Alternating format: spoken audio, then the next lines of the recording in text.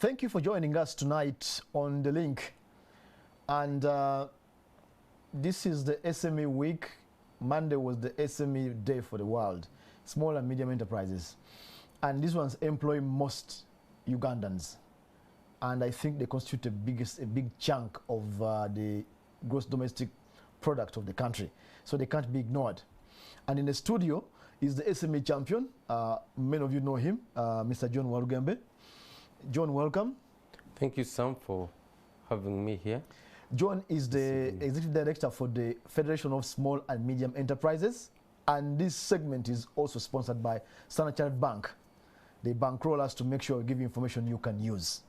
So, John, yes, some of the fundamental determinants of SME success today, going forward, globally, are changing.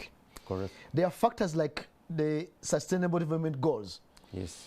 When people hear those, they think, I wonder what those things are, the UN things. But what are these things and what do they have to do with me if I'm an SME? Okay, thank you very much. So the United Nations agreed, just like any other company or any other entity, they decided to identify certain goals to which they should work towards. And right now we're working towards 17 Sustainable Development Goals. Okay. Before that, we had what we called the Millennium Development Goals. I'm not going to go through the entire 17, but just to let you know, some include eradicating extreme poverty and hunger, achieving universal primary education, promoting gender equality, ensuring environmental sustainability, improving maternal health, and reducing child mortality. Now, why are these things important for businesses? These things are important for businesses because this is where global efforts are focused. So everyone within the world is directing their efforts towards these. So you don't find yourself offsite. It's just like the budget where, because the clearest example is how government has apportioned this budget this year. They've said we are apportioning most of the budget towards human capital development. What does that mean? Education. It means health. That is in line with the SDGs. So it means resources, whether governmental resources or other forms of resources, will be channeled towards us achieving those. So as a business person, as you come up with ideas, you must ensure that you're solving one of these problems or contributing to the solving of one of these problems. Okay? So this is the, because you may say, oh, these are charitable things. Not at all.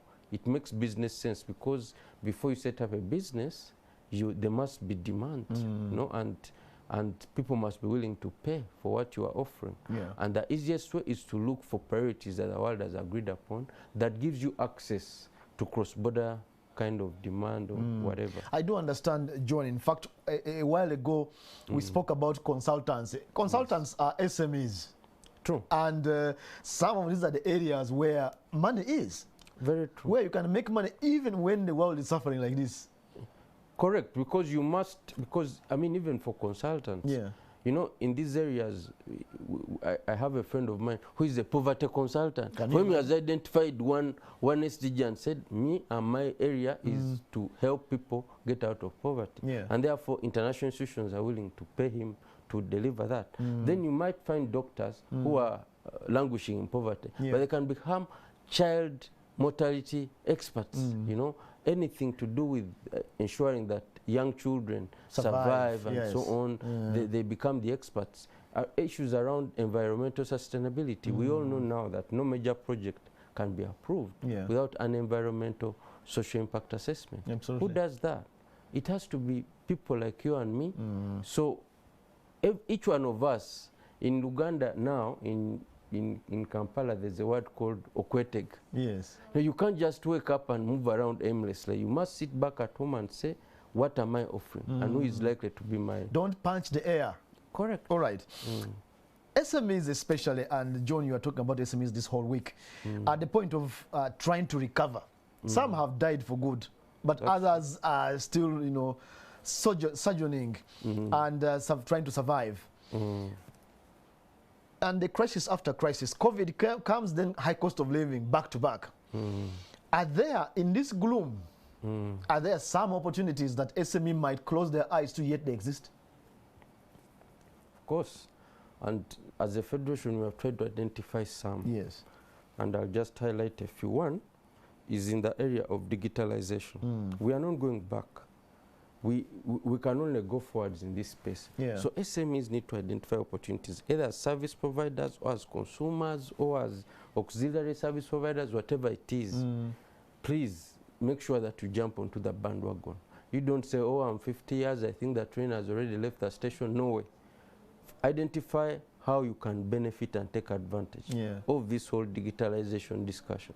Now, the other issue is around greening businesses, which is linked to environmental sustainability, because every time we talk about environmental sustainability, people are quick to say, oh, this is planting trees, this is being environmental. No, we are saying that you as a business person, how can you ensure that your business is green? And what are we talking about here? We are talking about issues around waste reduction. We are talking about reducing the emissions that you push into the atmosphere. We are talking about issues around recycling. We're talking about issues around energy efficiency, water efficiency. You know, we're talking about reuse. You know, that's why some countries are saying no plastic. People are banning single-use plastics. All these are moving in that direction. So as a business, you must position yourself as a green business. You must also position yourself as a business that is socially responsible. You cannot employ child labor and you think that consumers in the West are going to take your products. No way. Now consumers are insisting on traceability. Where did this product come from? Was it worked upon by slaves? Do the end consumers benefit, or you take advantage of communities in order to make money? So all these considerations, I think SMEs should have at the back of their mind.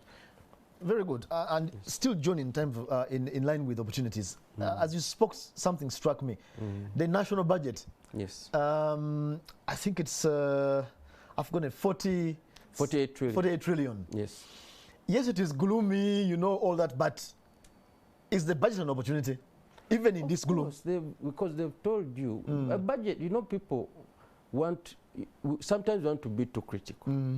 And personally, I prefer balance. Balance means see the good, sometimes see the bad, but also come up with concrete solutions. You know, how can you solve it? 48 trillion is a lot of money. And they've told you the bulk of it is going towards education, is going towards health, is going to ensure that Ugandans live a decent kind of life. Parish development model.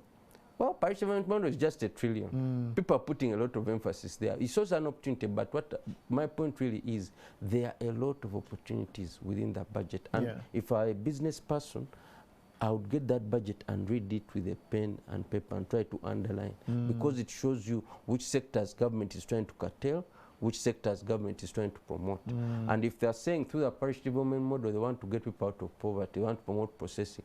If I am a fabricator of my agro-machinery, that's an opportunity. You imagine you supplied a quarter of the parishes. We're talking about 10,000 parishes, but a quarter of the parishes, you know, with agro-processing equipment. What does that mean for you, you know? And thankfully, the procurement now is being done at the parishes, meaning those parish development committees and so on will be more flexible. It won't be as complex. Less bureaucratic. Less bureaucratic, you know. Maybe they understand you, you're able to explain and convince them. So there are all kinds of opportunities around us. And yeah, it's true, we have some challenges, but it's also great if we identify the opportunities. Finally, John, wrap up for us the SME week. I mean, this SME week comes amid this gloom and SMEs collapsing. What's a word of encouragement you can have for your members in the midst of this? We have spoken of opportunities, but generally, what's the word of encouragement you have for them as this week passes and the year tends to get worse even? So the SME Day, which was celebrated last Monday, was meant to recognize the contribution that MSMEs are making in achieving the SDGs, and the fact that SMEs are working so hard to ensure that they can restore economic activity globally. As a federation, we've organized activities from the 20th to the 23rd.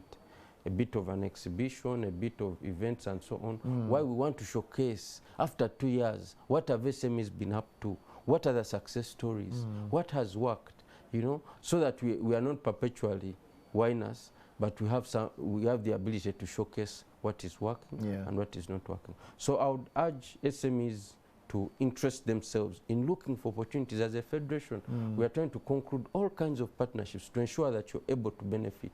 For instance, if we look at financing, we are trying to talk to the banks. How do we make it easier for you to access finance? And how possible is it that through the partnership we have with them, you know, we make it easier for you so that you don't have to carry the load on your own. So I want to encourage SMEs to keep in there. If one business collapses, the entrepreneur has not collapsed. It's just a business that has collapsed. So get yourself up, start another business and move. As I said, as you start a business, don't just copy and paste. That's also the other problem. We've told you about the SDGs. Look at the SDGs. What can I offer? Are they reading books for young children? Do it. Are they something to help young innovate around incubation for young children and so on? So look at the SDGs, see where the opportunities lie for you, and go for it. Okay. And I know they can come to the FSME to help them. Of course, we offer a free service. We're not going to charge you. Okay. Thank you very much, John, for shining a torch on the SME Day, which was Monday, and by extension, the week. You're an SME. You are reeling under the problems that are going on now. Resilience is the word. It's tougher, but the opportunities even amidst the gloom. So open your eyes, invoke your networks, look around, go to FSME and ask some questions. Perhaps you'll get some answers. That was the link. Thank you for joining us tonight.